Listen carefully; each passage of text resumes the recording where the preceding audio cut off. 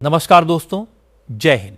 आप देख रहे हैं आपका अपना चैनल जहां पेंशन, महंगाई भत्ता यानी डीए, महंगाई राहत यानी डीआर, सरकारी योजनाओं, कर्मचारियों और पेंशन धारकों के अधिकारों से जुड़ी हर जरूरी जानकारी आपको आसान और सरल भाषा में समझाने की कोशिश की जाती है। अगर आप केंद्रीय कर्मचारी हैं, सेवानिवृत्त कर्मचारी हैं, पेंशन धारक हैं या आपके परिवार में कोई फैमिली पेंशन प्राप्त कर रहा है तो ये जानकारी आपके लिए बेहद महत्वपूर्ण हो सकती है। चैनल को सब्सक्राइब कर लीजिए और बेल आइकन ऑन कर दीजिए ताकि पेंशन और कर्मचारियों से जुड़ी महत्वपूर्ण खबरों की जानकारी समय पर आप तक पहुंचती रहे।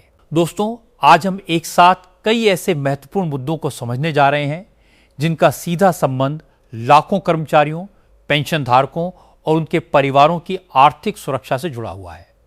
डीए और डीआर, 18 महीने के बकाया एरियर, अतिरिक्त pension, fixed medical allowance, commutation, digital life certificate, pension अदालत और 8वें वेतन आयोग जैसे विषय लंबे समय से चर्चा में हैं। इन सभी मुद्दों को लेकर कर्मचारियों और पेंशन धारकों के बीच उम्मीदें भी हैं और कई तरह की चर्चाएं भी चल रही हैं। लेकिन इस पूरी चर्चा में सबसे जरूरी बात यह है कि हमें आधिकारिक निर्णय और केवल मांग या सोशल मीडिया पर चल रहे दावे के बीच अंतर समझना होगा।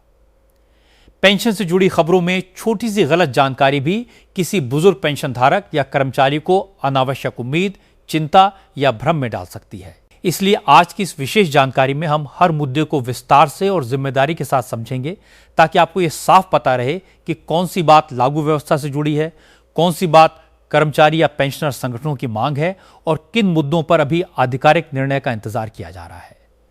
सबसे पहले बात करते हैं पेंशन व्यवस्था और पेंशन धारकों की शिकायतों से जुड़ी व्यवस्था की। देश भर में बड़ी संख्या में पेंशन धारक ऐसे हैं जिन्हें पेंशन भुगतान में देरी, फैमिली पेंशन से संबंधित परेशानी, पेंशन भुगतान आदेश यानी पीपीओ में त्रुटि, बैंक खाते में बदलाव, नाम या रिकॉर्ड से जुड़ी समस्या, एरियर के भुगतान, कम्यूटेशन या विभागीय रिकॉर्ड से संबंधित दिक्कतों का सामना करना पड़ता है।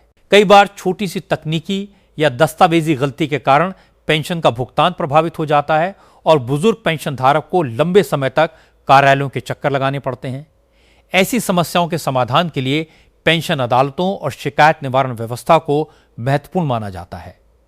पेंशन अदालतों का उद्देश्य लंबे समय से लंबित शिकायतों को संबंधित विभागों और अधिकारियों के सामने रखकर उनके समाधान की दिशा में आगे बढ़ना है। जिन पेंशन धारकों की शिकायतें लंबे समय से लंबित हैं, उन्हें अपने सभी जरूरी दस्तावेज सुरक्षित रखने चाहिए। पीपीओ की कॉपी, बैंक पासबुक या पेंशन स्लिप, पहचान संबंधी दस्तावेज, विभागीय पत्राचार और शिकायत से जुड़े रिकॉर्ड भविष्य में बहुत उपयोगी साबित हो सकते हैं। किसी भी शिकायत को आगे बढ़ाते समय यह ध्यान रखना जरूरी है कि आवेदन में सही जानकारी दी जाए और उपलब्ध दस्तावेजों की प्रतियां सुरक्षित रखी जाएं। डिजिटल माध्यमों के बढ़ते उपयोग के कारण शिकायत दर्ज करने की प्रक्रिया पहले की तुलना में अधिक व्यवस्थित हुई है, लेकिन हर मामले का समाधान उसकी प्रकृति, विभागीय प्रक्रिया और उपलब्ध रिकॉर्ड के आधार पर अलग अलग समय ले सकता है। इसलिए पेंशन धारकों को धैर्य रखते हुए आधिकारिक माध्यमों से अपनी शिकायत का फॉलोअप करना चाहिए। पेंशन धारकों के सम्मान और सामाजिक सुरक्षा की बात भी इस पूरे विषय का एक महत्वपूर्ण हिस्सा है। जो व्यक्ति कई दशकों तक सरकारी सेवा में रहा, जिसने अपने जीवन के महत्वपूर्ण वर्ष देश और समाज की सेवा में लगाए, उसके लिए रिटायरमेंट के बाद पेंशन केवल एक आर्थिक भुगतान नहीं बल्कि सम्मानजनक जीवन जीने का महत्वपूर्ण आधार होती है। इसी कारण पेंशन व्यवस्था को अधिक पारदर्शी, सरल और डिजिटल बनाने की दिशा में लगातार प्रयास किए जा रहे हैं। आज के समय में डिजिटल तकनीक ने पेंशन धारकों के लिए कई प्रक्रियाओं को पहले की तुलना में आसान बनाया है। विशेष रूप से डिजिटल लाइफ सर्टिफिकेट और फेस ऑथेंटिकेशन जैसी सुविधाओं ने उन बुजुर्गों के लिए राहत प्रदान की है जिन्हें हर वर्ष जीवन प्रमाण पत्र जमा करने के लिए बैंक या कार्यालय जाना कठिन लगता था। उम्र अधिक होने, स्वास्थ्य संबंधी परेशानियों, दूर दराज के क्षेत्रों में रहने या आने जाने की कठिनाई के कारण कई वरिष्ठ नागरिकों को पहले काफी परेशानी होती थी। डिजिटल माध्यम से जीवन प्रमाण की प्रक्रिया पूरी करने की सुविधा ने इस समस्या को काफी हद तक कम करने में मदद की है। हालांकि हर पेंशन धारक के लिए प्रक्रिया उपलब्ध, सुविधा और संबंधित नियमों के अनुसार अलग हो सकती है। इसलिए किसी भी डिजिटल प्रक्रिया को अपनाने से पहले अधिकृत माध्यम से सही जानकारी लेना जरूरी है। परिवार के युवा सदस्य भी अपने माता पिता और बुजुर्ग पेंशन धारकों की मदद करके उन्हें डिजिटल सुविधाओं का उपयोग करना सिखा सकते हैं।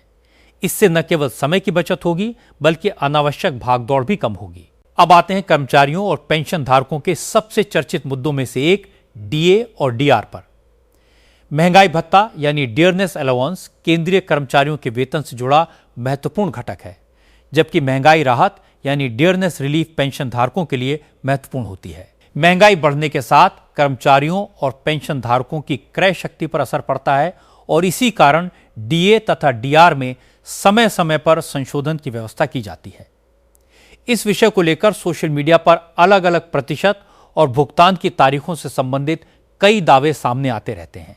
ऐसे में किसी भी प्रतिशत को अंतिम मानने से पहले संबंधित सरकारी आदेश, अधिसूचना या आधिकारिक दस्तावेज को देखना बेहद जरूरी है। यदि किसी अवधि के लिए डीए या डीआर में संशोधन आधिकारिक रूप से स्वीकृत होता है तो उसके बाद संबंधित विभाग और बैंक भुगतान की प्रक्रिया पूरी करते हैं।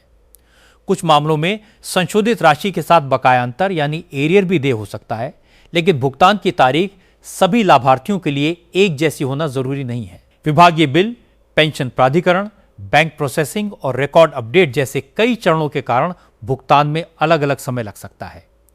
इसलिए पेंशन धारकों और कर्मचारियों को अपनी पेंशन स्लिप, वेतन स्लिप और बैंक खाते की जानकारी समय समय पर जांचते रहना चाहिए। अगर किसी भुगतान में अंतर दिखाई देता है तो संबंधित बैंक, विभाग या अधिकृत कार्यालय से जानकारी लेना अधिक सुरक्षित तरीका है।